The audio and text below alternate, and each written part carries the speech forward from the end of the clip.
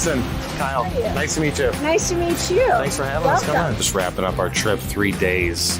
And the big takeaway here is I never travel any place just to see one person.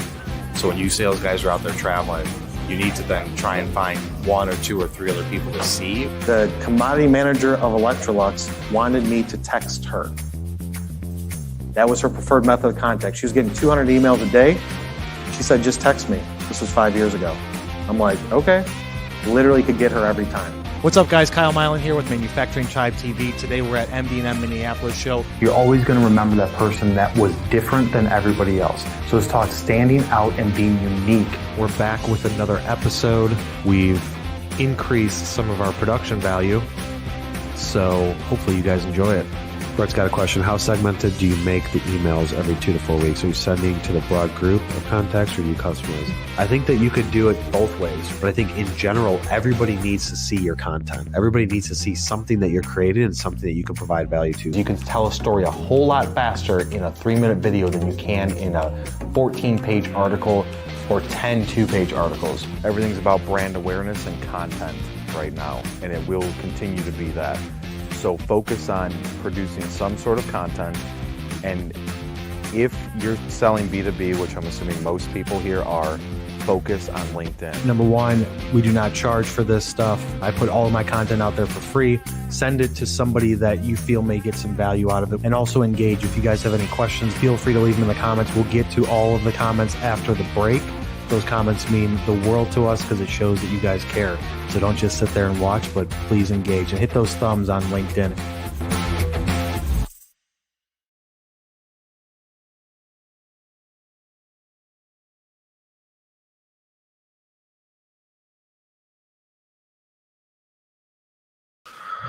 What is up, guys? It is Wednesday, January 26th, and we are live with our Wednesday show, which is about technical sales, called No Limit, because there is no limit to your potential, your growth, anything that you want to do, you can achieve. I mean, I don't know about you guys, but after watching that new promo video that we put together, I mean, I get a little jacked up. So I see you guys over here in LinkedIn.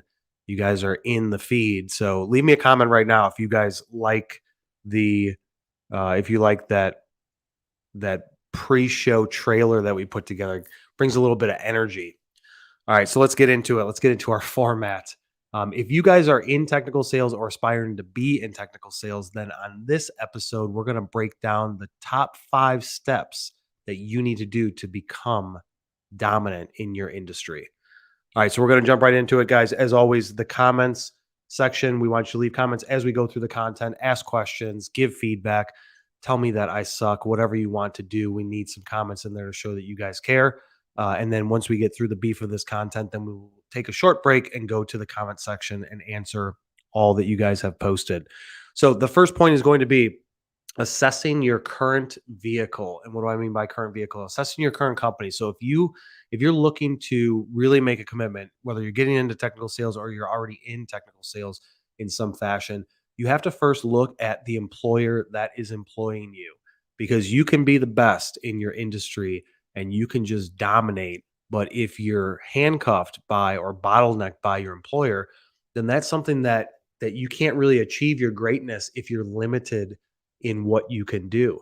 And so some of those limiting things can be you don't get commission, right? If you don't get commission and you've got certain financial goals and income goals for yourself, and you don't get any commission and you're capped at $90,000, $100,000, $120,000 a year of your base salary, regardless of all the other perks of cars and company credit cards and stuff like that, if you don't have commission, you're not going to be able to reach that goal. So the first thing you need to do is really assess, are you in the right vehicle? Are you with the right company that is going to allow you to fully flourish and develop yourself as a dominator in your industry? And some people are scared to change and some people don't want to take a risk, but I'll tell you from personal experience, taking risks multiple times, leaving companies that did have handcuffs on me to where I couldn't grow anymore. And then eventually leaving the technical sales industry altogether to start my own business. I reached my potential. I reached my cap. And then from there, I said, well, if I want to take it a step further, I have to start my own business. But for you guys out there, if you're scared to change, it's just, just pull the Band-Aid off. But look at your current company and be like, do I have the support that I need? So regardless of commission, income, and all the upsides of it, of what you can get, do I have the support that I need? Right. We've talked about this on different episodes before.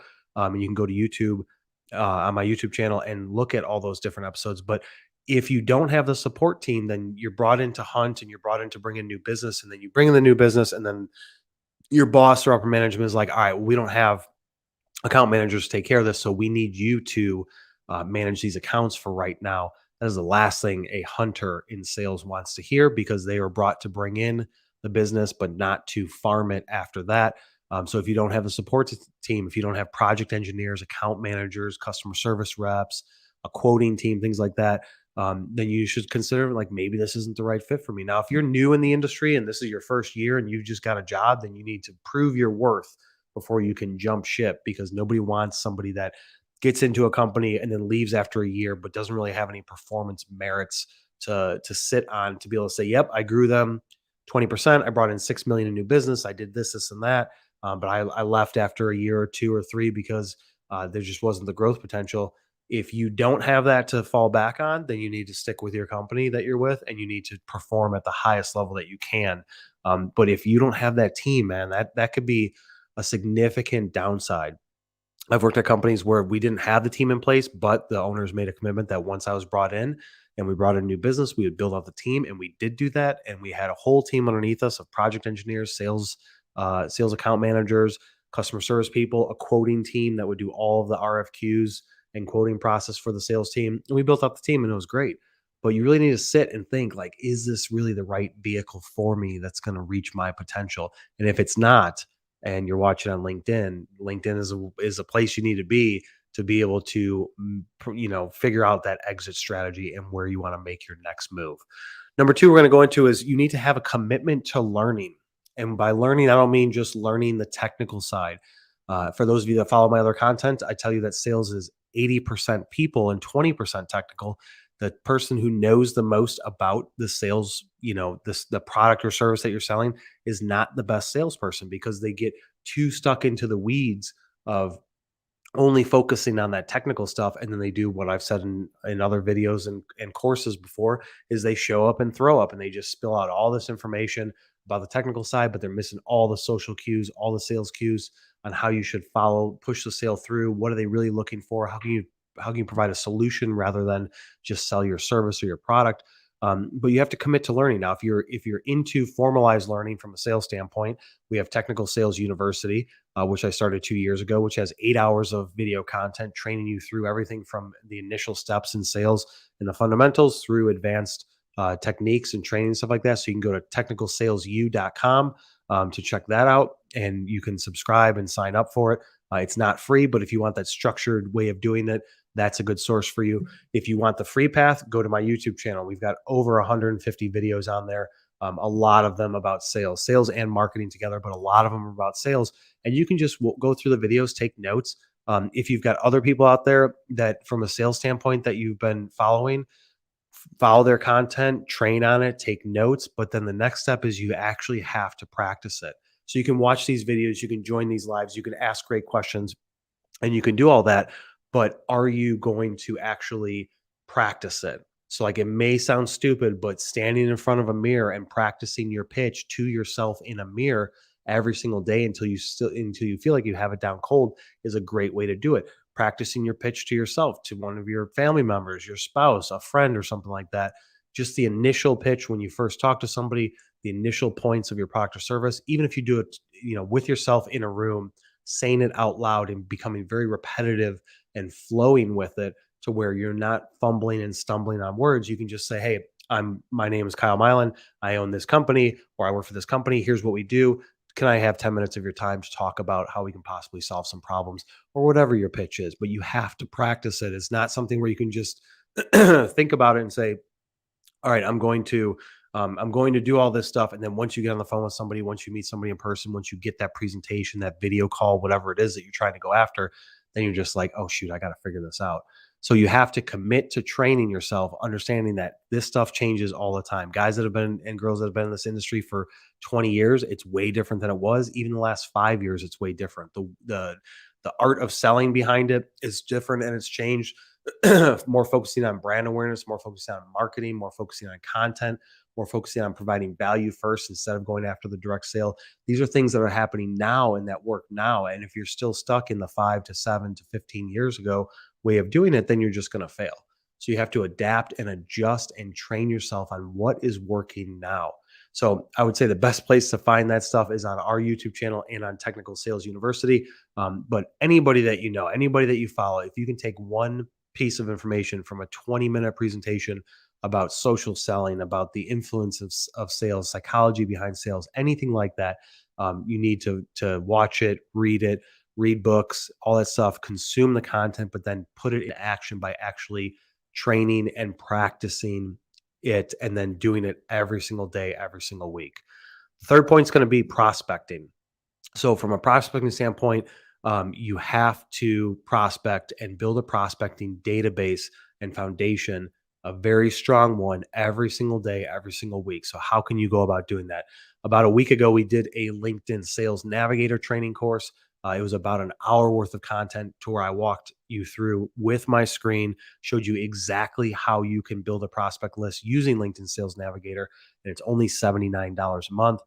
It's well worth it. And so with that, you can build a prospect list extremely quick without knowing who to go after. So definitely check out that video. The live is on my YouTube channel, and we've got the shortened version coming out next week. So that way you can watch. I think it's going to end up being about 30 minutes long if you don't want to go through the whole live. But LinkedIn's a great way to build a prospecting database. You can go through all of your trade show contacts that you've had over the last couple of years. You can go through your email marketing stuff if you've got lists built at your company. You can go through your current customers, competitors. You can go through your competitors' current customers. But the point is that you have to build a list. Now, ideally, you're going to build this prospecting list on some sort of CRM system. It doesn't have to be HubSpot. It could be any sort of system, even if it's something simple like a spreadsheet. You have to start somewhere and build this list because you want to be able to track and edit this data as you start working through these people to see, are they a fit for you or are they not, as you go through that qualification process. But you have to be prospecting every single week. I was on a call yesterday with a current customer and they're up 30%.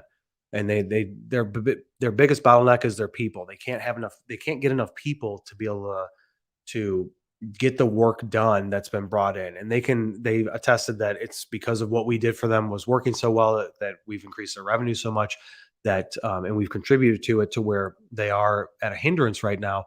But the guy said, the way that sales and marketing is, you don't know what's left in your tank, right? And it's 100% true. If your sales are up here right now and you're like, oh my God, I don't know, I don't have enough capacity to push all this new revenue through, that does not mean that you stop and then wait and say, all right, we're going to shut off the funnel and we're going to just work on what we've got.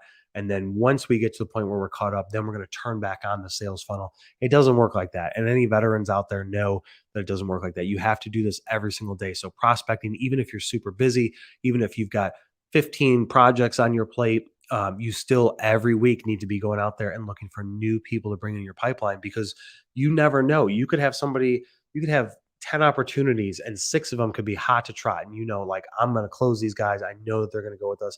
And then a week later, 4 or 5 of those are gone and you don't have anything, to where you're like, man, I should have kept on prospecting. I don't have anybody new in the pipeline. You cannot count those chickens before they're hatched. So you have to every single week, and I would say every single day, you have to focus on prospecting, building out that list, reaching out to people, engaging with them, sending them messages, sending them giving them phone calls, going to personal visits, sending them snail mail, whatever you have to do every single day, because that is the key. Because I can guarantee you that most people in your industry and most of your counterparts and all your competitors are not doing that. They work, and they get this blitz and this rush of new opportunities. Then they stop and they pause and they work on those opportunities. Then those opportunities either happen or they don't. And then they say, okay, I'm going back at it. And I work, and then build it up. And then they take those new opportunities, and it's the same thing over and over again. But if you're constantly just chipping away and just doing it every single week, every single day, then, and not getting bogged down by the opportunities that are out there, you're going to be far, far more advanced in them and heading down the path way quicker and have tons more opportunities if you look at net over the year than you will if you just start and stop, right? So you have to make a commitment to prospecting on a daily minimum level, weekly basis. The next tip is going to be committing to LinkedIn. And what do I mean by committing to LinkedIn? For those of you who know me, I'm very bullish on LinkedIn. LinkedIn is where I feel like you guys should be paying most of your attention to, because it's the fastest way to get in direct contact with your potential customers. It's where you can build a list. It's where you can email or market to them through cold messages, networking them, send them valuable stuff, send them your content. You don't have to wait for marketing campaigns to start, but everything can be done on LinkedIn. It can all be done within the platform, but you have to make a commitment to do it every single day. And so every single day, I mean, you need to be spending 30 minutes a day prospecting for new people. You need to be spending 30 minutes a day engaging with your existing network. And you need to do that every single day, because LinkedIn is the only place where you can say, which companies do I want to go after? Here's some filtered search results. Here's the companies, and then here's the people that work at those companies. Now, can you do that on places like Zoom Info, where you can get their contact information? Yes, but within LinkedIn, you could build a list, click on somebody's name, and say, I want to message that person right now. I want to send them this case study we just did last week about their robotics industry that I think that could help them out right now. And you can do it in an instant, and you don't have to wait to build out a campaign. But you have to also engage with people. You can't just go on the offense and say, I'm just going to send people stuff and I'm going to ask them for their time and I'm going to send them valuable stuff, without then, in the same sense, going through your news feed, looking at what your new network is posting, engaging with those posts, whether it's just liking it or leaving a comment, letting them know that you're seeing their stuff, cheer them along, because it's not a one-way street. If you want them to pay attention to you, you have to pay attention to them first. Okay. So you have to go out and actually do that work. Whenever people send me connection requests, even if it's like, yeah, I can definitely help them out. We can send them some valuable content. I look at their activity in the last 90 days. And if their activity in the last 90 days is non-existent, then I know that all they're doing with building out their network is to either sell to them or grab their contact information and then sell to them later. So I always look at, are they even on LinkedIn? Because I don't want to connect with somebody if they're not even on it. And if they're on it, are they even posting? Some people are like, I don't post every day. I don't post, very frequently at all. But are they even liking and engaging on stuff? And if they are, then yes, I will connect with them. But if they're not, then it's just a waste of time. It's just a vanity metric of boosting up your follower numbers and your connection numbers. So it's if I can't provide some sort of value that they're going to actually pay attention to, then I don't want to connect with them. So that goes to show you that a lot of people are like that too. They will connect with you if they see that you're actually engaging on content on a regular basis. And so you have to commit to using LinkedIn every single day. Like I said, we did that video last week about building a prospecting list out. We've got tons of videos on my YouTube channel showing you exactly what you should do on LinkedIn to build up your profile. And if you want to go back to our videos about how to dominate in 2022 and your weekly LinkedIn strategy, those are on the YouTube channel as well. And we've got probably over an hour and a half worth of content showing you exactly what you should do every single day, every single week to build out your prospect list and to use LinkedIn to do that. So make that commitment to LinkedIn. Last but certainly not least is going to be planning your week. This is where your week can quickly get away from you, especially in your industry of technical sales, right? Like, so a new opportunity comes up and you send it off for somebody to quote, and then all of a sudden they come back to you with 100 questions, or if you're in industrial manufacturing, the operations team, the engineers want to answer some questions or ask some questions about the project or the opportunity, or stuff comes up with your existing accounts or internal meetings or things like that. Your week has to be planned from a prioritization standpoint of, these are the things that I want to get done each day. Create your power list of 3 to 5 things, and it needs to be focused and balanced on, I'm going to take care of new opportunities, but I'm going to hunt for new opportunities too. So like the existing stuff, existing accounts, things like that, you definitely want to work on that every day, but you have to be hunting for new opportunities every day too. And if you don't plan out your week, and if you're like, my week's pretty much open, then people will take away your time, and they're going to do it in not the most efficient or effective way. They're going to start to plan, what is your week and what is it going to look like if you don't plan it out and say, I'm booked from 1 o'clock until 3 o'clock. I'm doing my prospecting. I'm doing my cold calls. I'm sending outreach messages on LinkedIn. You really need to plan out your week, a week ahead of time. So on this Friday coming up, you want to plan next week. What are the top things you want to get done? Book calendar time on your calendar for yourself to focus on those things. Find little 30, 60-minute slots. Even if it's a 15-minute slot, fill it out and say, at this time, I'm going to do this task or I'm going to do this thing. Even if it's like, I'm going to engage with people on LinkedIn for 30 minutes, set a time on your calendar to book that out. So when your phone or your computer says, hey, in 10 minutes, you got to do this event, and that event is engaging on LinkedIn, then it's already booked and you can just jump right into it and do it. But you have to plan out your week accordingly. Otherwise, it's just going to slip away. And other people will say, oh, yeah, you're free. You're not that busy. You don't have these things going on. I need you to do this for me. I need you to do that for me. That's, you want to take that control away from them and say, here's my week. It's planned out. Here's my day. I have this slot and this slot that are available for internal meetings, internal issues, things like that, and really control it from that standpoint. So we're going to take a quick short break and we'll be back to go through the comments and add some additional follow-up information. So we'll be right back.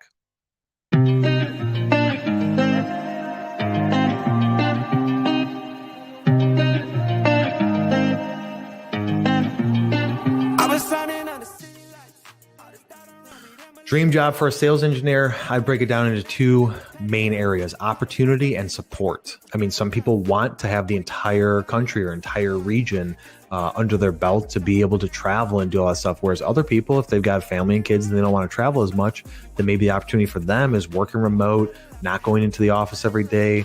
And the second thing is going to be support. One of the most golden handcuffs for anybody in technical sales, they get brought in as a hunter. So they're hired like, I need you to hunt for business. I want you to grow my company, grow my region, whatever it is, right?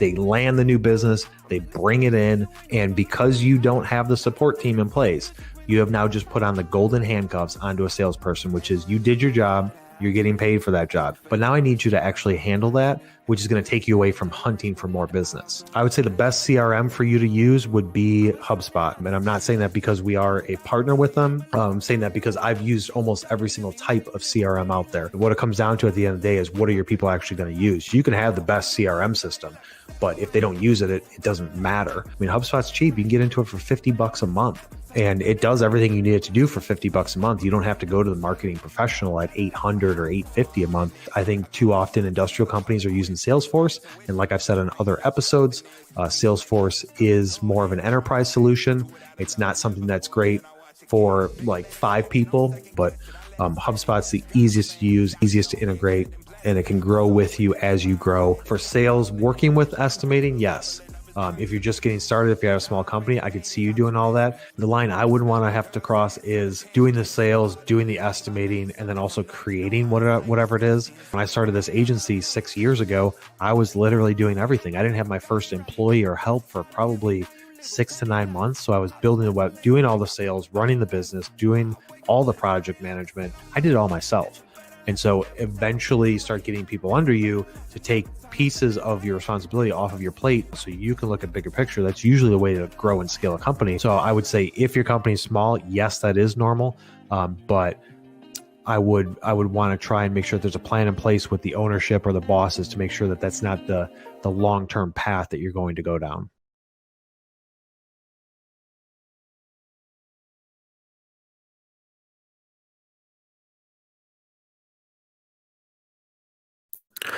All right, guys, we are back. We're coming up on 12:30.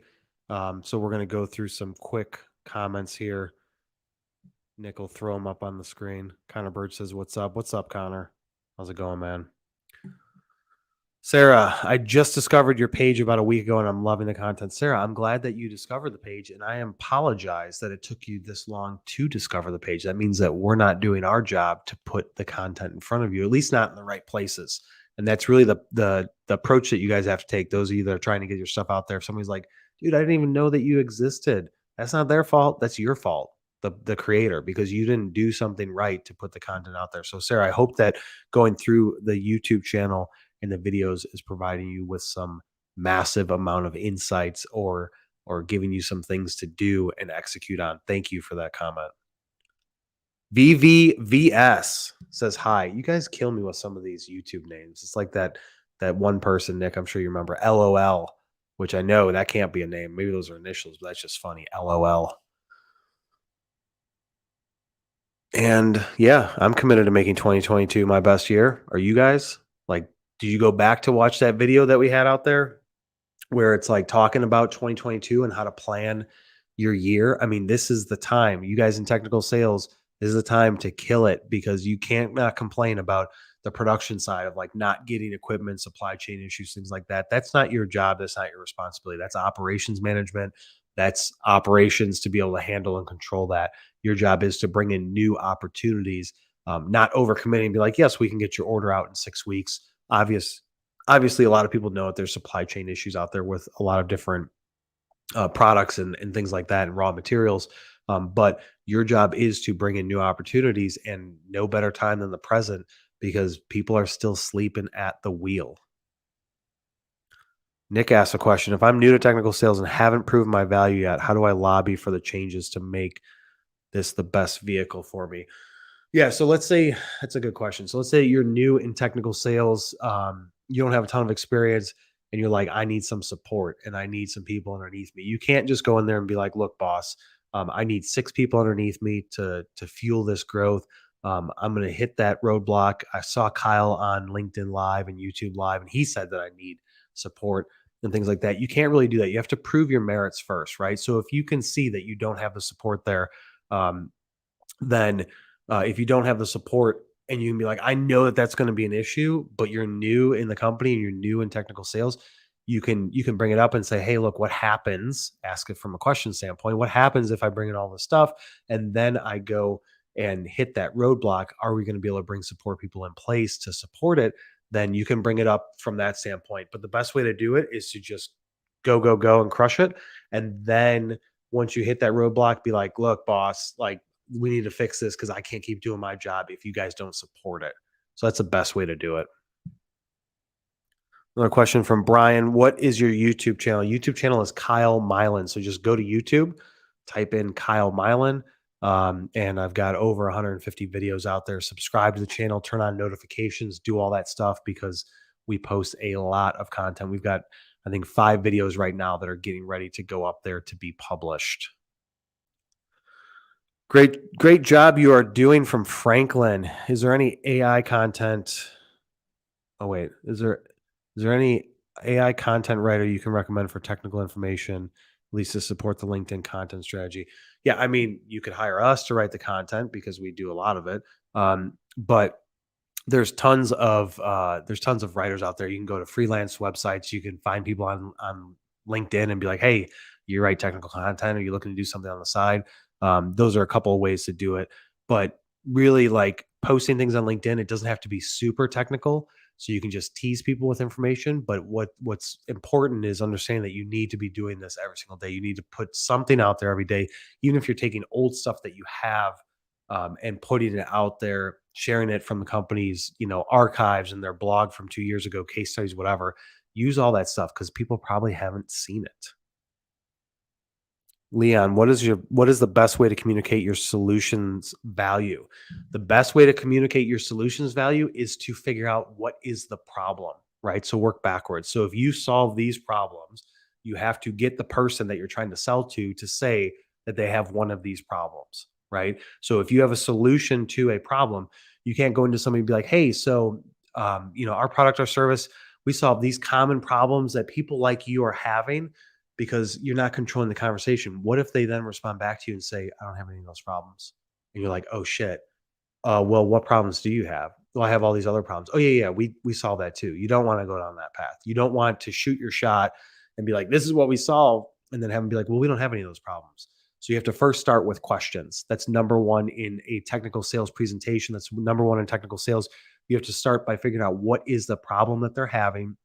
Then you create the solution, whether or not from the get-go, my solution will solve it. You say, what's the biggest thing that's challenging you right now? What are your 3 biggest issues that you're facing with? What's one thing that you're struggling with on a daily or weekly basis in your supply chain, with your infrastructure, in your operations, your machinery stuff, whatever it is, whatever your field or study is? You have to first start with that question, ask them the question, and then shape your solution around solving that problem for them as long as you can. The show up and throw up method, which a lot of technical salespeople do, is they just go in and say, yeah, we can solve all these problems. Here's our solution for it. And then they're like, okay, well, we don't have any of those. Well, you're done. I mean, if I was on the other side of the table of that, I'd kick you out right there. Lindsay Diamond, my biggest struggle on LinkedIn is content to share. Yeah, Lindsay, your biggest struggle is content to share because your team probably isn't supporting you, right? And is your marketing department, if you have a marketing department, are they creating content for you? And if they're not, then all falls on your shoulders. So from that standpoint, is there stuff that you can just copy and paste from your website, from your company's website about your service and capabilities? Is there a paragraph you can pull from? If you can talk about something that you guys did in the past, if you spend an hour to 2 hours a week to just plan out, like, I'm going to write these 2 paragraphs 3 times a week and post them on LinkedIn, just create it in a Word document and save it, and then just copy and paste and post that over. Ideally, your company has an agency like MFG Tribe to where we do all that for you. But a lot of companies don't do that. They don't invest in the marketing, or they have a marketing agency that's like, yeah, we can write content for you, but then they can't actually write any good content because they don't know the technical stuff. Like what we do, like we have degreed engineers on staff to write all of our stuff for ourselves and for our clients. But if you don't have that, then yes, that can be the biggest issue. And if that is the issue, try and get creative, think outside the box, pull stuff from website, pull stuff from old articles. If you have none of that, look at industry resources like publications, online publications. Pull an article that you feel is cool. If somebody's talking about something in an article, you can share that article, but then add a paragraph or two in the beginning and be like, yeah, at the company I work at, we solve this problem like this, or we look at these situations like that, and then just add your 2 cents to it. You don't have to do it 5 days a week. You have to ideally post something 5 days a week, but it doesn't have to be a new piece of content. You can literally do anything out there with it. Is that it for now, Nick? Yep. So that's all the comments we have now. We're going to take a quick break before we end this session, and we'll be back in about 90 seconds to answer any more last minute questions that you guys have.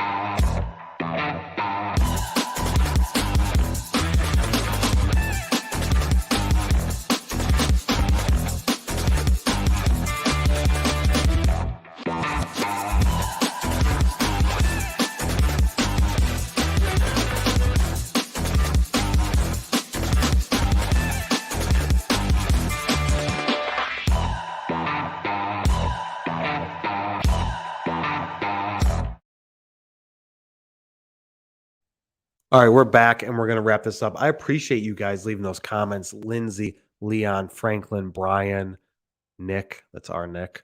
Thank you for those comments. We appreciate it, because you guys may ask a question that you think is like dumb, or like, oh, I don't really want to ask a question. Then you ask it, and it helps out like 14 other people that have the same question that just don't want to ask it. So that's why the comments are so important. Like, we could fill these comments with questions that we think you guys should be asking, and that probably some people have in their mind, but we want to try and make it authentic as possible. So by you guys asking a question, something like Leon asking about the best way to communicate your solutions, that's a great question. I'm sure everybody has that question, and Leon took the risk and asked the question, and hopefully, Leon, I answered your question and gave you some value. And if anybody else had that question in their mind, they're like, yeah, you know what? I have that question too. Hopefully I provided some value too. So for those of you that aren't already subscribed on the YouTube channel, we did put it in the comments section, and we're going to show it right here for Brian, youtube.com/Kyle Milan. Just go to YouTube and just type in my name. You'll see all the videos come up. Find the channel, subscribe.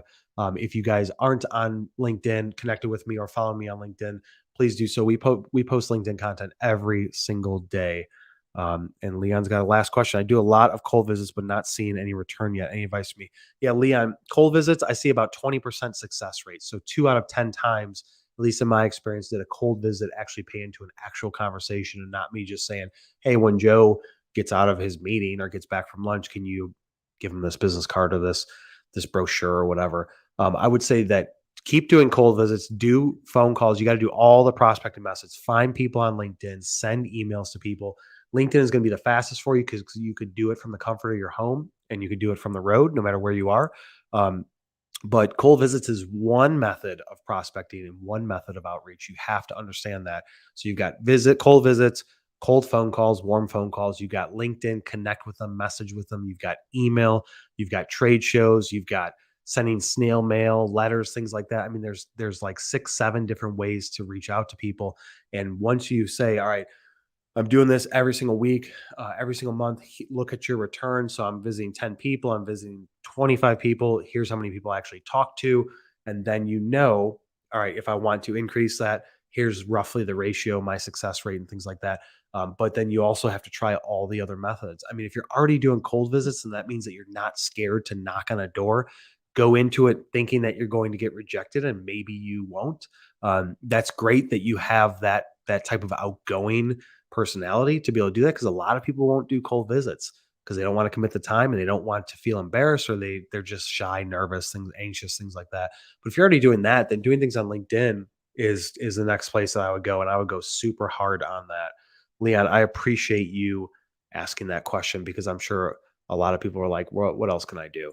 And so you got to look at those 6 methods. So if you guys aren't following me on LinkedIn, like I said, we post there every single day, tons of content, even articles and things like that. But definitely go to YouTube, subscribe on YouTube, turn on notifications. We come to you every week, twice a week at noon, once on Mondays, once on Wednesdays, and then all of the assets, all the videos, all the content goes up on that YouTube channel. So that is the holy grail for anybody looking to step up their game in industrial marketing and technical sales. And so for that, we will close this out. And I appreciate all the comments, and I appreciate you guys liking and subscribing and sharing this content with anybody that you know. And we will see you on the next one.